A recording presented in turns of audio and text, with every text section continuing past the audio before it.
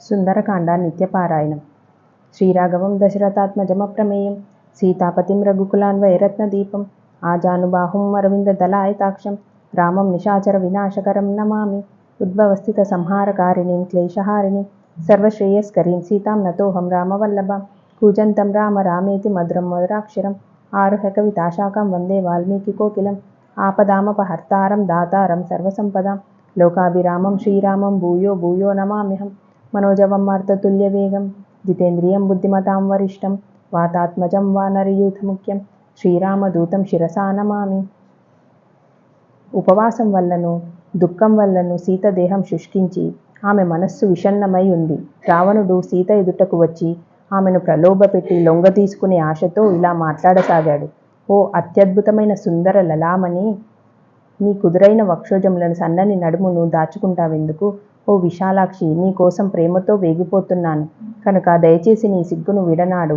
నా ప్రియతమా, నన్ను అనుగ్రహించి నిన్ను పొందాలన్న నా దుర్భర వాంఛను తీర్చు. పరసతులను అపహరించడం లేదా వారిని మానభంగం చేయటం అనేది రాక్షసులకు ఎల్లప్పుడూ సాంప్రదాయంగా ఉన్నది.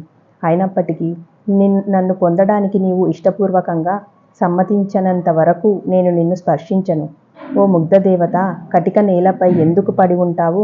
మలిన వస్త్రాలను ఎందుకు ధరించి ఉంటావు? ఊరకనే ఉపవాసాలు ఎందుకు చేస్తావు? ఒకే పాయతో జుట్టు ముడివేసుకొని అదే పనిగా కూర్చొని మదన పడతావెందుకు? నీ వంటి మోహనాంగి అయిన రాకుమారి ఇట్టి ప్రవర్తన అనుచితం. నా రాణివై ముల్లోకాలను సాటిలేనటి రాజభోగ ఐశ్వర్యాలను అనుభవించు. అత్యుత్తమమైన పుష్పహారములు, చందన లేపనములు, పరిమళ ద్రవ్యములు, ఆభరణాలనే నీకు లభిస్తాయి. షడ్రసోపేతమైన ఆహారములను నీవు భుజిస్తావు. అత్యంత అమృతతుల్యమైన పానీయాలనే పానం చేస్తావు. అత్యంత విలాసమైన శయ్యలపైననే శయనిస్తావు. సంగీత నృత్య గానములలో మైమరిచి విహరిస్తావు. ఓ అపురూప లావణ్యవతి, యవ్వనం శీఘ్రమే గతించిపోతుంది. అందువల్ల నీ మొండిపట్టు మూర్ఖమైంది. నీ ముఖం అత్యంత మనోహరమైంది, చంద్రుని మించిన శోభగలది. నీ దేహ లక్షణములు కళాత్మక కార్య కౌశల్యమునకు పరిణితి.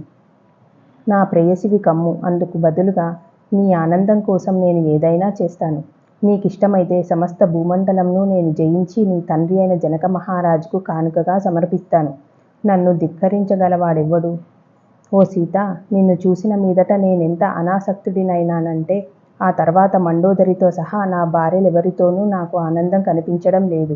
కేవలం ఒక మానవుడు, నాతో పోల్చితే వీధిలోని ఒక గడ్డిపోచ వంటి ఆ రాముడి పట్ల విధేయురాలివై ఉండాలన్న పట్టుదల నీకెందుకు? రాముడింకా బ్రతికే ఉన్నాడా అనేది నాకు సందేహమే. ఒకవేళ బ్రతికే ఉన్నా నీవు తిరిగి అతడిని ఎన్నటికీ చూడలేవనేది నిశ్చయం. జై శ్రీరామ్.